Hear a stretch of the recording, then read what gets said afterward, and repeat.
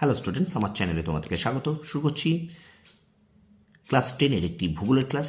2026 সালে যারা ক্লাস 10-এ উঠেছো তাদের জন্য ভূগোলের ক্লাস, অর্থাৎ 2027 সালে, ভালো করে শুনবে, 2027 সালে যারা মাধ্যমিক পরীক্ষা দেবে তাদের জন্য এই ক্লাসটি। ঠিক আছে? ভূগোলের প্রথম অধ্যায় বহির্জাত প্রক্রিয়া ও তাদের দ্বারা সৃষ্ট ভূমিরূপ, এই অধ্যায়টা থেকে আমরা এখন এমসিকিউ করব প্রথম পর্ব। ঠিক আছে, চলো শুরু করি। ক্লাস 10 2027 মাধ্যমিক পরীক্ষার্থীদের জন্য বহির্জাত প্রক্রিয়া ও তাদের দ্বারা সৃষ্ট ভূমিরূপ থেকে প্রথম অধ্যায় যেটা আছে এমসিকিউ প্রথম পর্ব দেখে নাও।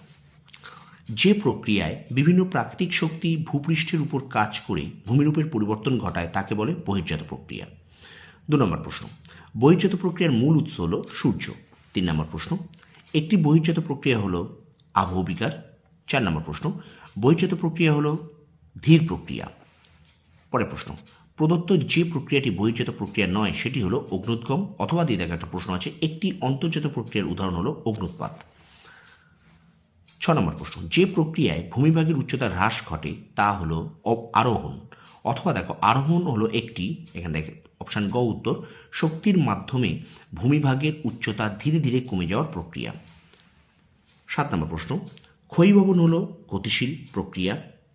8 নম্বর প্রশ্ন, নগ্নীভবন বলতে সঠিক কোন প্রক্রিয়াকে বোঝায়? না, অবরোহণকে বোঝায়। পরের প্রশ্ন দেখো 9 নম্বর, অবরোহণ প্রক্রিয়ার উদাহরণ হলো আবহবিকার। 10 নম্বর প্রশ্ন, আবহবিকার ও পুঞ্জিত ক্ষয় যে প্রক্রিয়ার অঙ্গ তা হলো বহির্জাত প্রক্রিয়া। পরের প্রশ্ন, শিলা যান্ত্রিক পদ্ধতিতে চূর্ণ বিচূর্ণ ও বিয়োজিত হওয়ার প্রক্রিয়াকে বলে আবহবিকার। পরের প্রশ্ন, রাসায়নিক আবহবিকার মূলত দেখতে পাওয়া যায় নিরক্ষীয় জলবায়ুতে।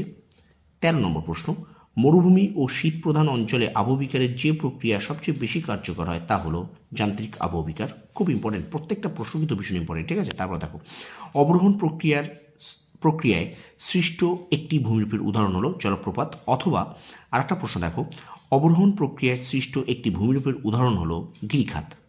পরের প্রশ্ন, অবনমন শব্দটি ক্ষয়কার্যের যে মাধ্যমের সঙ্গে যুক্ত সেটি হলো বায়ু। পরের প্রশ্ন, যে প্রক্রিয়ায় নিম্নভূমির উচ্চতা বৃদ্ধি পায় বা ভূপৃষ্ঠের উচ্চতা বৃদ্ধি পায় তাকে বলে আরোহণ প্রক্রিয়া। 17 নম্বর প্রশ্ন, আরোহণ প্রক্রিয়ায় সৃষ্ট একটি ভূমিরূপ হলো বালিয়ারি। পরের প্রশ্ন, প্লাবন সমভূমি ও গাঙ্গেয় বদ্বীপ যে প্রক্রিয়ায় সৃষ্টি হয় তা হলো আরোহণ। 19 নম্বর প্রশ্ন দেখো, যে প্রক্রিয়ায় অভিকর্ষের টানে উচ্চভূমির ঢাল বরাবর মাটি ও শিলাস্তর নেমে আসে তাকে বলে পুঞ্জক্ষয় প্রক্রিয়া। ঠিক আছে স্টুডেন্টস, তোমাদের একটা কথা বারবার প্রথমেই বছর শুরুতে বলে দিই, শর্ট প্রশ্ন কিন্তু কোনো সাজেশন হয় না। তোমরা কিন্তু শর্ট প্রশ্নকেই মোটেই সাজেশন হিসেবে দেখবে না, টেক্সট বইটা ভালো করে পড়বে। আর অবশ্যই তোমরা আমার এই যে শর্ট প্রশ্নগুলো আছে এই শর্ট প্রশ্নগুলোকে খুব ভালো করে দেখে যাবে। ঠিক আছে, বারবার বলছি, শর্ট প্রশ্নর কিন্তু কোনো সাজেশন হয় না। তোমাদের কাছে যার কাছে যে টেক্সট বই আছে সেই টেক্সট বইটাকে তোমরা ভালো করে রিডিং দাও। বারবার বলছি, প্রত্যেকটা লাইন প্রত্যেকটা ওয়ার্ড ভালো করে পড়ো। আর অবশ্যই আমার ক্লাসগুলো যদি তুমি নিয়মিত করো, মন দিয়ে করো, তাহলে আশা করি তোমার শর্ট প্রশ্নের কোনো অসুবিধা হবে না। ঠিক আছে, তো শর্ট প্রশ্নের কোনো সাজেশন হয় না, শর্ট প্রশ্ন কিন্তু সাজেশন হিসেবে পড়ে যাবে না। ঠিক আছে, তো চলো আমরা ক্লাসটি কন্টিনিউ করি। দেখো পরের প্রশ্ন, অবরোহণ প্রক্রিয়ায় প্রাকৃতিক শক্তির ক্ষয়কার্যের শেষ সীমা হলো সমুদ্রপৃষ্ঠ। পরের প্রশ্ন, পশ্চিমবঙ্গের যে জেলায় ক্ষয়সীমা রয়েছে তা হলো পূর্ব মেদিনীপুর। প্রদত্ত কোন রাজ্যটিতে ক্ষয়ের শেষ সীমা লক্ষ্য করা যায়? ওড়িশা। পরের প্রশ্ন, উপকূল অঞ্চলে কোন বহির্জাত শক্তি বেশি প্রভাবশালী? সমুদ্র তরঙ্গ। পরের প্রশ্ন, মেরু অঞ্চলে বা উচ্চ অক্ষাংশ এবং উচ্চ পার্বত্য অঞ্চলে কোন বহির্জাত শক্তির মাধ্যমে ভূমিরূপ পরিবর্তন সর্বাধিক ঘটে? উত্তর হবে হিমবাহ। পরের প্রশ্ন, মরুভূমি ও মরুপ্রায় অঞ্চলে ভূমিরূপ পরিবর্তনকারী প্রধান বহির্জাত শক্তি হল বায়ু। পরের প্রশ্ন, বহির্জাত প্রক্রিয়ার শক্তিগুলি কাজ করে ভূপৃষ্ঠের উপরিভাগে। পরের প্রশ্ন, ভূবহিস্থ পর্যায়ন বল নয় এমন একটি উদাহরণ হল ভৌমজল।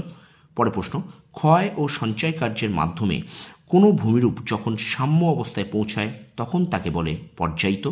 এবং আজকের পর্বের শেষ প্রশ্ন, শেষ এমসিকিউ দেখো, উপরিস্থিত আচ্ছাদক শিলাস্তর সম্পূর্ণভাবে ক্ষয়প্রাপ্ত ও অপসারিত হয় নগ্নীভবন প্রক্রিয়ায়। তো এই ছিল প্রথম অধ্যায় মাধ্যমিক ভূগোল 2027 সালে মাধ্যমিক পরীক্ষার্থীদের জন্য বহির্জাত প্রক্রিয়া ও তাদের দ্বারা সৃষ্ট ভূমিরূপ থেকে প্রথম পর্ব এমসিকিউ। ভিডিওটা ভালো লাগলে লাইক করবে, কমেন্ট করবে, বন্ধুদের মাঝে বেশি করে শেয়ার করবে। আর আমার চ্যানেলে যদি নতুন হয়ে থাকো অবশ্যই চ্যানেলটা সাবস্ক্রাইব করো, পাশে থাকা বেল আইকনটি প্রেস করে রাখো। তোমরা সফল হও, তোমাদের সাফল্য কামনা করি। ধন্যবাদ।